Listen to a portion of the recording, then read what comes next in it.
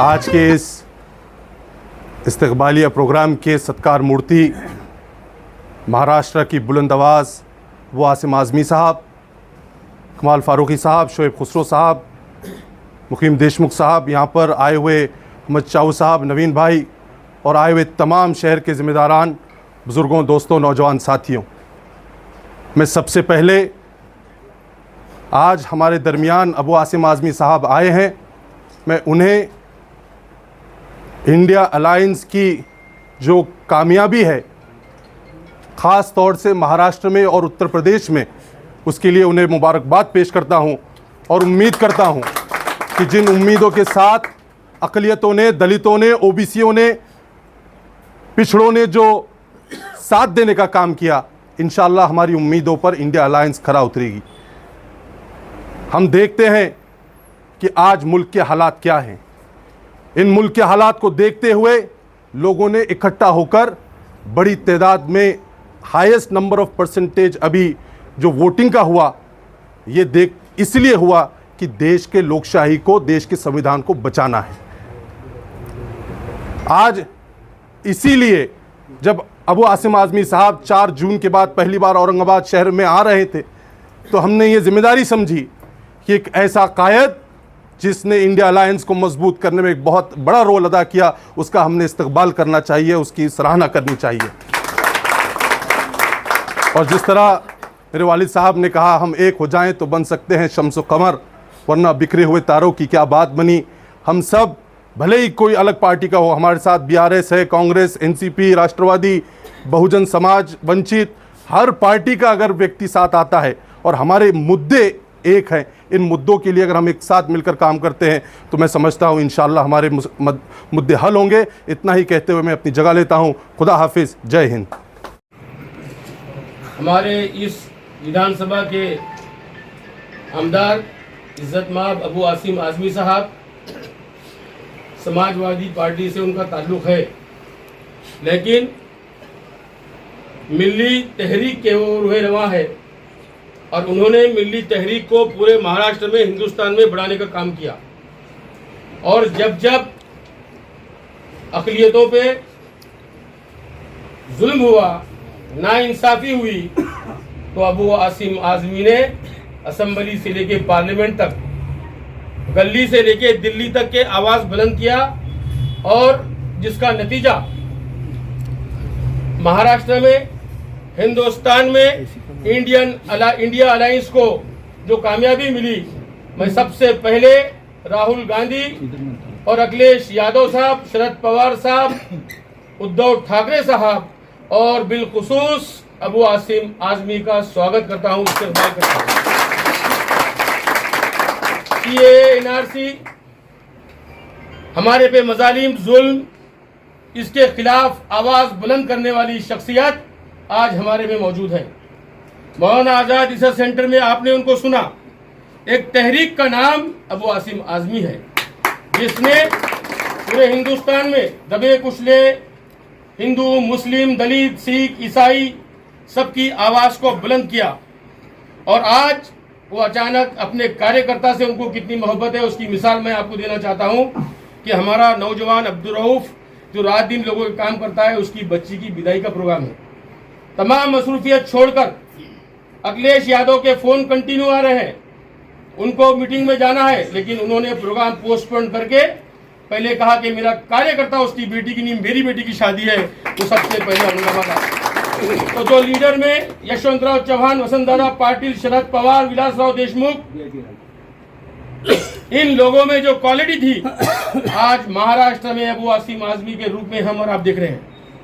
मसाइल बहुत है, लेकिन हमको एक जगह आना पड़ेगा। आपके सामने जरांगे पाटिल है, आपके सामने ओबीसी का नेता हाके है, हर पार्टी का, हर समाज का, हर व्यक्ति उनके साथ है। लेकिन अफसोस कि हमारा सुबह तोश, दोपहर में गोश, शाम में बेहोश वाला मामला है।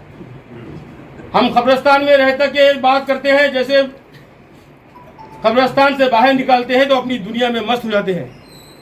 हमको अपने को पर्सनल आत्मचिंतन करना होगा, हमको अपना कायद चुनना होगा।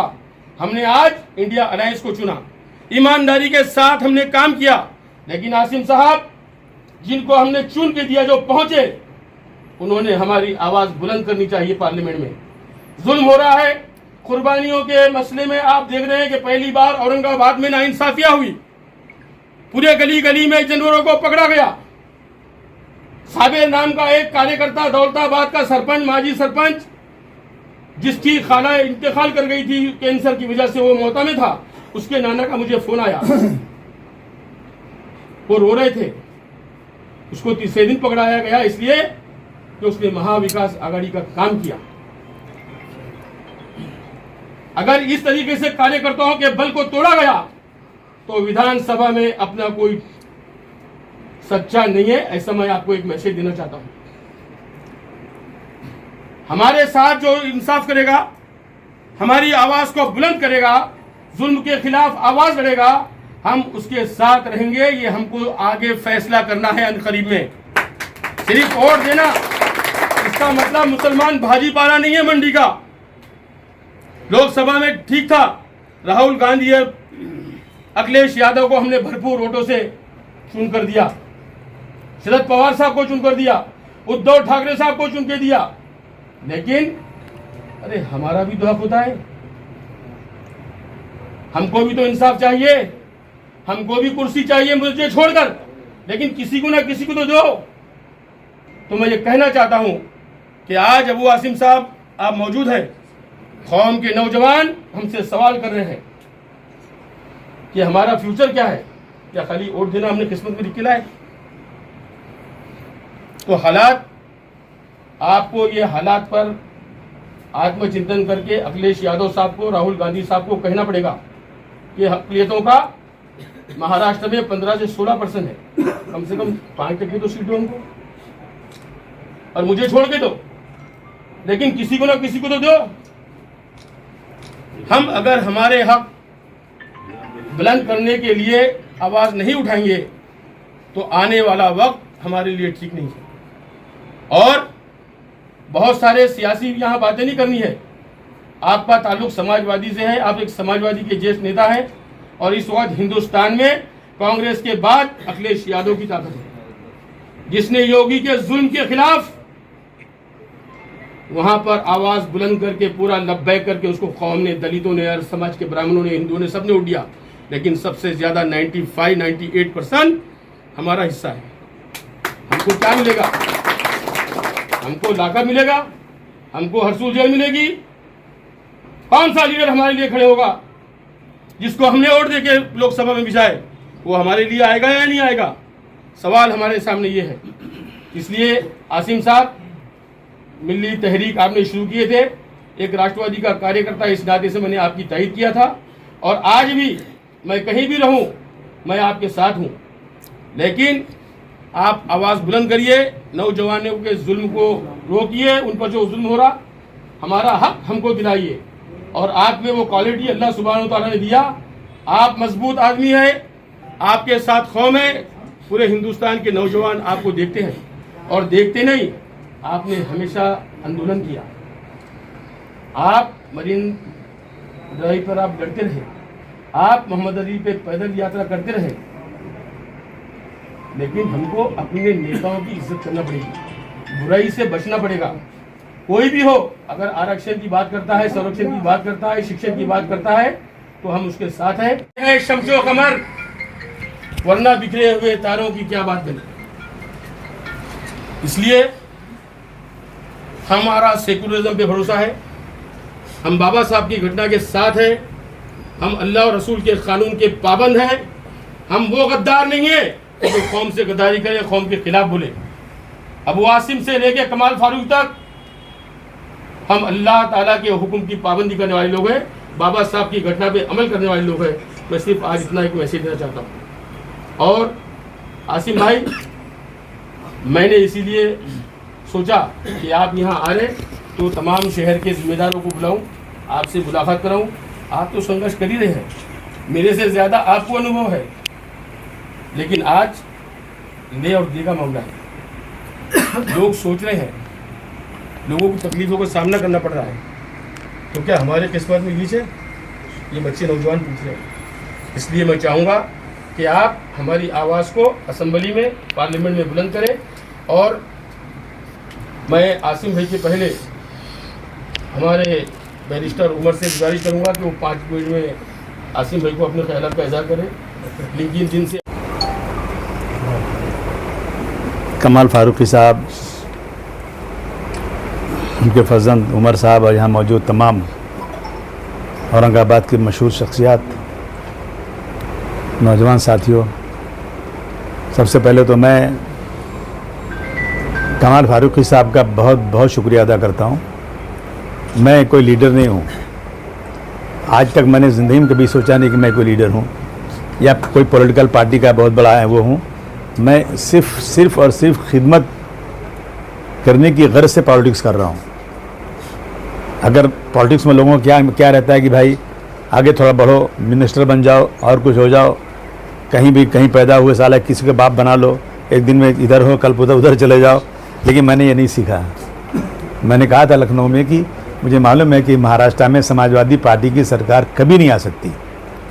कभी अलायंस में जो तोड़ में आई तो आई, नहीं तो अपनी बलबूते पर कभी आ ही नहीं सकती। लेकिन मैं जिस आइडियोलॉजी से जुड़ा हूँ, इंशाअल्लाह मरते दम तक उसी आइडियोलॉजी से जुड़ा रहूँगा।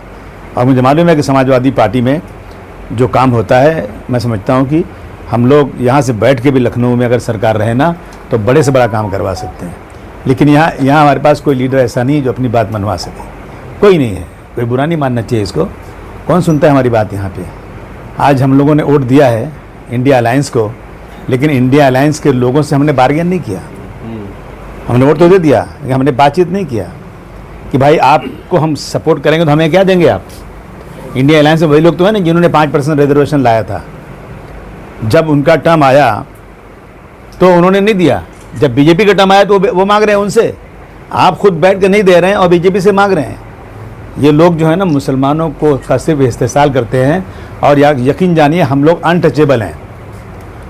हमारे बारे में मंच पर अगर बोल देंगे, हमें करीब ले लेंगे तो उनको लगता है कि हमारा मेजॉरिटी का वोट कट जाएगा, कम हो जाएगा। और जाएगा कहाँ मुसलमान? जितना बीजेपी फ़िरका परस्ती बढ़ाएगी उतना मुसलमान हमको वोट देगा। तो हमें बार्गेन करना चाहिए, इसका रास्ता एक ही है।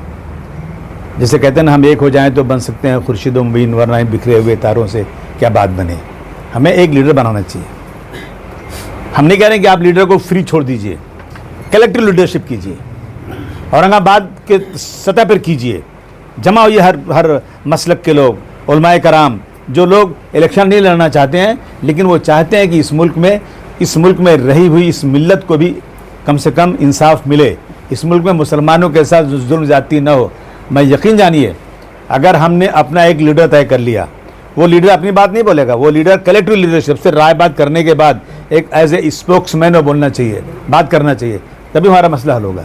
वरना हम लोग जो है ना वोट देते रहेंगे, इंडिया अलायंस हो या कोई भी अलायंस हो, कोई हमारी बात सुनने वाला कभी नहीं है। हमें अभी आ रहा है, इलेक्शन आ रहा है, अभी बुलाई कांग्रेस के लोगों को, एनसीपी के लोगों को, जो लोग ताकतवर हैं उनको बुलाए, उनसे बात कीजिए कि साहब हम आपको वोट देंगे तो हमारा ये मसला आप तय करेंगे तो ही देंगे। और ऐसा नहीं लिख के दीजिए अभी सबके सामने। और हम कुछ ऐसी चीज़ नहीं मांग रहे हैं आपसे। जो कानून जो आपने बनाया, वो ये रिजर्वेशन का बिल लाया आपने, तो आपकी सरकार अगर आ गई तो आप देंगे या नहीं देंगे? तो आपको देना चाहिए। मैंने अभी बात किया कि हम लोगों को इकट्ठा होकर के अच्छे लोगों को जमा करके हमें तीनों पार्टी को जो लोग हैं जिनको हम वोट देंगे, बीजेपी को हम वोट देंगे नहीं कि बीजेपी तो के करीब हम जाते हैं तो बीजेपी को भगा देती है, बीजेपी हमारे खिलाफ ही बात करती है। तो ये होगा तो ही हमारी बात सुनी जाएगी, वरना फिर हम वोट दे देंगे इसलिए कि हमें फ़िरका परस्ती को ख़त्म करना है। तो जिसको वोट देंगे ना वो आपकी कोई बात सुनने वाला कभी नहीं है। ये हमें करना चाहिए और वोटों का बंटवारा रोकना चाहिए। आपकी देखिए 1-to-1 फाइट हुई ना, तो माशाअल्लाह अभी कहीं बीच में हमारे लोग यूपी में स्पीड ब्रेकर आके कुछ लोगों ने रोक दिया, वोट काट दिया। उनको जीतना नहीं है, उनको थोड़ा सा वोट लेना है। कुछ लोग हैं जिनको बहुत पैसे मिलते हैं, ढूंढे जाते हैं लोग कि भाई लो तुम खड़े हो जाओ, लो तुम खड़े हो जाओ, वो लेते हैं पैसे, खड़े हो जाते हैं। तो आजकल आप क्या, कुछ पढ़े लिखे लोग नहीं भी हैं, कुछ ऐसे लोग हैं नाड़ी लोग हैं, कुछ जानबूझ करके बटन दबा देते हैं और जो हम जीतने वाली सीट थे ना उस पर इतना वोट ले लेते हैं कि हम लोग हार जाते हैं। उनको रोकना पड़ेगा। यहाँ औरंगाबाद में हुआ, जो हार के बेचारे बड़े परेशान हैं, लेकिन उनसे पूछो आप क्या करते हैं पूरे देश में? आप तो ये कर रहे हैं। जो अपने आप पे आई तो आपको बहुत तकलीफ़ हो रही है, और जब सबको आप हरा रहे थे तो आपको तकलीफ़ नहीं हो रही थी। बहुत खुश हो रहे थे आप। कहीं भी खड़े हो जाते हैं, 5,000 वोट ले लो, 3,000 वोट ले लो, 4,000 वोट ले लो। ये लोग जो हैं मुल्क के लिए बहुत नुकसानदेह हैं। हमें इकट्ठा होकर वोटिंग करना है, और वोटिंग जो है ना अपनी मर्जी से नहीं करना है। हमें अपने मुखलिस लोगों की बात सुनकर एक साथ वोटिंग करेंगे ना, तो मैं कसम खा के बोलता हूँ किसी की ताकत नहीं कि मुसलमानों को जलील कर सके। ताकत है अभी इस बार हम लोग इकट्ठा हुए माशाअल्लाह, और बहुत कामयाबी मिली, बहुत घमंड था, टूट गया। अब सरकार किसकी है? एनडीए की है, और वो भी किस पे टिकी हुई है? नायडू और नीतीश। हाँ, उनके पर टिकी हुई है, कोई भरोसा नहीं कब तक जाएगी। और देखिए नायडू ने कितना अच्छा अनाउंस किया कि हम हाजियों को 1 लाख रुपए देंगे, हम कब्रिस्तान की जगह देंगे, हम जो है मुसलमानों के लिए बहुत सारी स्कीमें उन्होंने अनाउंस किया, और वही उनको सपोर्ट भी कर रहे हैं। तो हम लोगों को नायडू से मिलना चाहिए, बात करना चाहिए। तो महाराष्ट्र में आप सपोर्ट कर रहे हो ना, तो आप इनसे बात करिए कि भाई जो चीज़ें मुसलमानों के ख़िलाफ़ हो रही, जो इंसाफ नहीं मिल रहा, वो इंसाफ मिले। हम पूरी कोशिश करेंगे, और इंशाअल्लाह ताला इस इलेक्शन में हम लोग इलेक्शन के पहले ही अपनी बातें अपने लीडरों के ज़रिया कराएंगे। टिकट मिले या ना मिले, लेकिन कौम के साथ इंसाफ होना चाहिए, इसकी कोशिश हमें करना ज़रूरी है। यूपी में 10, 15, 16, 17 सीटें तो ऐसी चली गई ना, हादसे की अफसोस होता है। वो सीटें हम चुन के आने वाले थे, लेकिन लोगों ने इसको हमको रोक दिया, और बड़े खुश हैं लोग, चलो हमने रोक दिया। तो हम लोग एकदम पहुँचते रह गए। थोड़ा सा बिहार से और सीट मिल गई होती, और थोड़ा सा और कुछ जगह से सीट मिल गई तो माशाल्लाह महाराष्ट्र और यूपी ने तो बहुत अच्छा दिखाया, और थोड़ी सी सीटें मिल गई थी। बहुत परेशान हैं ये लोग। अब मेरे एरिया में जब वोट नहीं मिला तो क्या कह रहे मालूम है? ये वोट जिहाद हुआ है, मुसलमानों ने वोट जिहाद किया है। आप मुसलमानों के खिलाफ खड़े होकर चिल्लाते हो और वोट मांगते हो जैसी आराम के नाम पर, तो कौन सा जिहाद होता है? मैं उन इलाकों में जहाँ से मुसलमानों को 0 वोट मिलता है, वो कौन सा जिहाद है? अपना चेहरा न देखा गया आपसे, बेवजह आईना तोड़ कर रख दिया। रोज़ चिल्ला रहे हैं आजकल। वो हमारे यहाँ है ना एक एक्स MP, क्या नाम है उसका, वो तुतला के बोलता है, और हिलते रहता है बेचारा, परेशान है। वो रोज़ इसी काम में लगा हुआ है। हम वोट देंगे तो अच्छे हैं, नहीं तो नहीं, हमारा काम कुछ नहीं होगा। औरंगाबाद का नाम चेंज कर दिया, सोचिए आप ज़रा। औरंगज़ेब रहमतुल्लाह अलैह की अगर उस पर हम मज़ार पर चले गए तो हम लोग जो हैं देशद्रोही हो गए। ये क्या बना के रखे लोगों ने? मतलब मुसलमानों के साथ ये जुल्म जाता, और कोई बोलने को तैयार नहीं। हाउस में कोई उठ के बोलने को तैयार नहीं। जिसको हम वोट दे रहे हैं, कांग्रेस को दे रहे हैं, शरद पवार की पार्टी को दे रहे हैं, और जिसको दे रहे हैं हम लोग वोट, उसमें से कोई एक शख्स भी बोलने को तैयार नहीं है। ये हो रहा है। हम कोशिश कर रहे हैं, आप सब इकट्ठा रहेंगे हम लोग, तो इंशाअल्लाह ज़रूर कामयाबी होगी। मैं फिर एक बार उमर को बहुत मुबारकबाद देता हूँ। बैरिस्टर अपना आ गया, अब एक और बैरिस्टर बोल तो बच्चों को तालीम में माशाल्लाह आज बच्चे आजकल जा रहे हैं, बहुत आगे जा रहे हैं, और बहुत बच्चों में तालीम का जो है वो रुझान बढ़ रहा है। वो भी कलेजा फट रहा है उनका। बच्चे या बोले इतने कैसे चुन कर आ गए, इतने कैसे यूपीएससी में आ गए, कैसे आ गए ये सब बच्चे? माशाल्लाह आज पढ़ाई कर रहे हैं अच्छी तरह से। मैं आपकी बार किसी पॉलिटिकल मीटिंग के लिए आया नहीं था, मैं तो सिर्फ रोज़ की बेटी की रुखसती जैसा आपने बताया उसके लिए आया था। लेकिन माशाल्लाह औरंगाबाद में आने के बाद बहुत खुशी हुई, बहुत आप लोग मिले, हम सर जोड़ कर बैठेंगे। अलग अलग खानों में रहने से ना वोट बढ़ता है, मुश्किल होती है। देखिए सबको तो इलेक्शन लड़ना नहीं। 3 लाख 3.5 लाख में एक आदमी चुन के आता है, 20-25 लाख में एक आदमी चुन के आता है। क्या को सब भागते रहते हैं? अरे 1-2 आदमी को अपनी कौम से निकाल दो, जाओ तुम लड़ो, हम तुम्हारे साथ खड़े हैं, वो करो। वो होना चाहिए। हर आदमी खड़ा हो जाता है, जो खड़ा तो उसका बहिष्कार करो, तो रोको, उसको लड़ने मत दो इलेक्शन, चाहे कुछ भी हो जाए। वो वोट काटने के लिए आता है, वो लड़ने के लिए नहीं आता है। वो सिर्फ हमारा वोट बर्बाद करने के लिए आता है। वोट बर्बाद करने वालों को वोट नहीं देना है। ये किसी तरह से भी ये मैसेज जाना चाहिए कि वोट काटने वाले जो है ना, ये लड़ने नहीं आए हैं, बल्कि ये दलाली करके पैसे लेकर के ये किसी को जिताने आए हैं। मुंबई में बांद्रा की सीट पर इमाम ने खड़ा कर दिया एक आदमी, अब बड़ी भाषण कर रहा है, वारिस पठान जा करके खूब भाषण कर रहा है। मतलब क्या कर रहा है? अरे बोले आसिम भाई वो वकील है, जीतने वाला है। वोट कितना मिला? 1500 पार्लियामेंट में, मगर माल मिल गया। हाँ, माल मिल गया, वो खुश हो गए। इस तरह यूपी में कई जगह खड़ा कर दिया लोगों ने।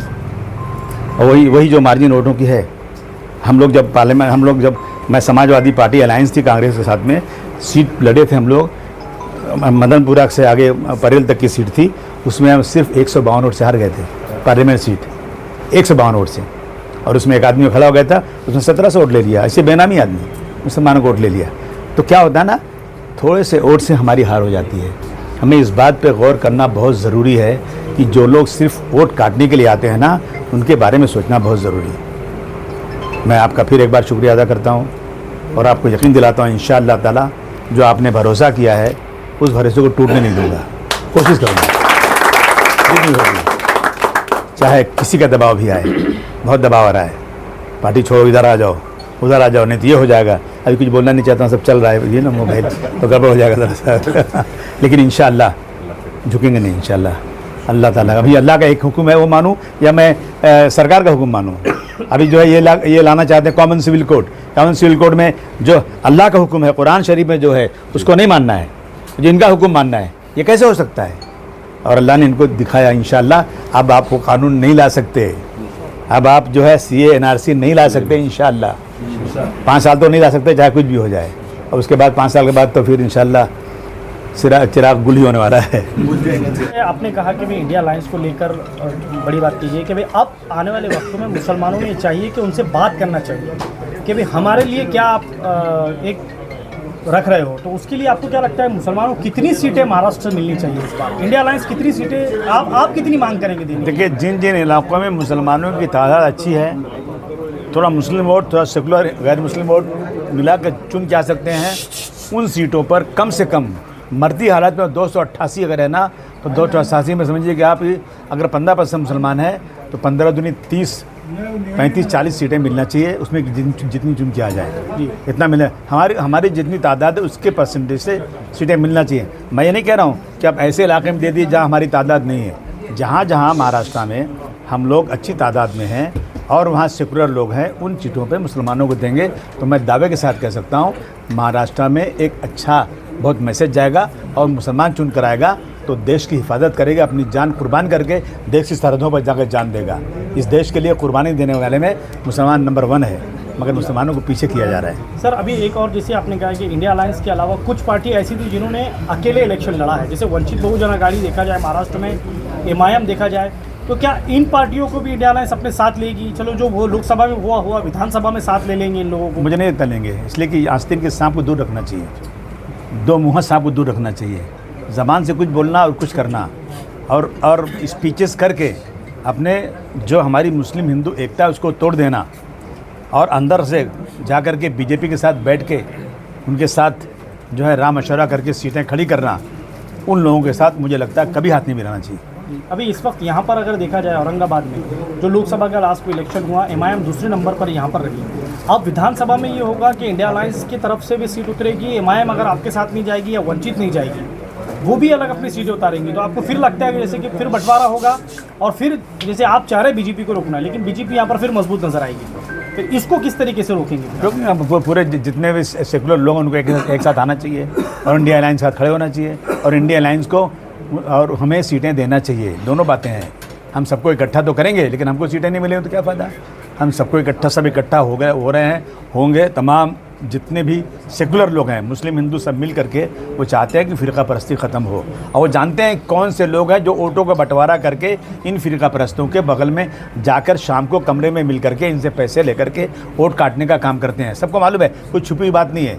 उनको दूर रखते हुए सब इकट्ठा रहेंगे। इंडिया अलायंस ईमानदारी के साथ मुसलमानों का हिस्सा देगी तो मुझे लगता है कि बहुत अच्छा माहौल बनेगा। एक आखिरी सवाल, अभी 2019 में आपके एक MLA भिवंडी से खड़े हुए थे शेख रईस, उस वक्त MIM ने कहा था कि उनको सपोर्ट करिए, उनको वोट करिए, असदुद्दीन ओवैसी ने कहा था। और उसी को देखते अगर हम तो औरंगाबाद में पूर्व से आप ही के कैंडिडेट आपने खड़ा किया था जो बहुत कम वोट उन्होंने लिए थे, उसके वजह से MIM की सीट यहाँ से गिर गई थी। फिर आप इसको क्या समझा जाए? क्योंकि जैसे कि आप क्या कह रहे हैं कि भाई एक तरफ वो लोग खड़े होते हैं, सीटें गिराते हैं, आपका साथ भी वैसे ही हुआ। 2019 में आपने भी यहाँ से सीट लड़ाई, यहाँ से मुस्लिम डॉक्टर गफ्फार कादरी खड़े थे, वो गिर गए, और वहाँ से असदुद्दीन ओवैसी कह रहे हैं कि शेख रईस को वोट दो। इसको हम लोग क्या समझें? देखिए, ऐसा है ना, अब आपको मैं खुल के बता दूं कि उस वक्त महाराष्ट्र के बम्बई के मुसलमान जमा हुए और उन्होंने मुझसे रिक्वेस्ट किया कि आसिम भाई यहाँ पर MIM का सिटिंग एक MLA है, हालांकि वो MLA का क्या किरदार था मैं ज़रा बोलना नहीं चाहता हूँ, तो वो खड़ा हो रहा है और आपका रईस भी खड़ा हो रहा है, दोनों में टकराव होगा तो वोट बढ़ जाएगा। आप मेहरबानी करके यहाँ से रईस को हटा दीजिए। तो मैंने बहुत सोचा मैंने, तो मैं इमाम ने कहा आसिम भाई आपके लिए मैं जो कहो चाँद तारे तोड़ के ला दूंगा आपके लिए, लेकिन मेरे वारिस पठानों को बचा दीजिए, मेरे वारिस पठानों को बचा दीजिए। मुझे मालूम घर पे बचने वाला नहीं था, लेकिन ये लोग, ये मानता हूँ मेरे पास 10 किलो दूध, इनके पास 1 कतरा लेमू का है। मेरे दूध को फाड़ने की ताकत इनके पास है। इस बात को मैंने जब फरहान को खड़ा किया था 2009 में, मुझे चुन के आ गया था, जब मैंने सीट छोड़ दी थी तो वहाँ ये लोग खड़ा कर दिया था और मैं सिर्फ फरहान 1600 वोट से हार गए थे। तो मुझे मालूम है, तो मैंने बहुत सोचा, उन उलमाओं के दबाव में आकर के फिर आए मेरे पास MIM के लोग, पहली बार आए कि भाई हम आपके लिए सब कुछ करेंगे। मतलब क्या करोगे? मतलब तुम मानखुश शिवाजी नगर में 2 बार लड़ चुके हो, जीते क्या? वहाँ लड़ोगे तो जीतोगे? बोले नहीं जीतूंगा। मतलब भिवंडी में तुम बहुत लड़े हो, जीते क्या? जीतोगे क्या? बोले नहीं जीतूंगा। ये उनकी वर्डिंग है। मैंने कहा मत लड़ो वहाँ पे, छोड़ दो, मैं ये सीट छोड़ देता हूँ। रईस बहुत मेहनत कर चुका था। मैंने रईस को कहा रईस तू बड़ा चल भिवंडी से लड़ ले। रईस भिवंडी में जीत गया और जिसके लिए हमने सीट छोड़ा था ना वो हार गए, वो सीट चली गई उनकी। तो ये हालत इनकी है। मैं इस बात को कबूल कर रहा हूँ कि इनके पास इतनी ताकत है कि लेमू का कतरा लेकर दूध को फाड़ देते हैं। ये ताकत ख़त्म होना चाहिए। औरंगाबाद से सीट मांग रहे हैं आप? मैं लड़ रहा हूँ आपके बारे में इंशाअल्लाह। हाँ बिल्कुल, एक सीट लड़ाऊंगा इंशाअल्लाह औरंगाबाद से। और मैं गुजारिश करूँगा लोगों से कि अच्छा से उम्मीदवार दीजिए। ये उम्मीदवार मेरा नहीं, आपका होगा। और मैं पूरी ताकत के साथ, देखिए इंडिया अलायंस में जब बात होगी ना तो 2 सीट में 1 सीट मुझे यहाँ मिलेगी इंशाअल्लाह। तो उस सीट पर मैं लड़ाना चाहता हूँ। और थोड़ा हमको ताकत तो दीजिए ना, आप उम्मीद रखते हैं इतनी, हमारे पीछे कुछ लोग खड़ा कीजिए। इंशाअल्लाह हम लोग पूरी ताकत के साथ मसले को उठाएंगे, चाहे कोई भी हो। शुक्रिया।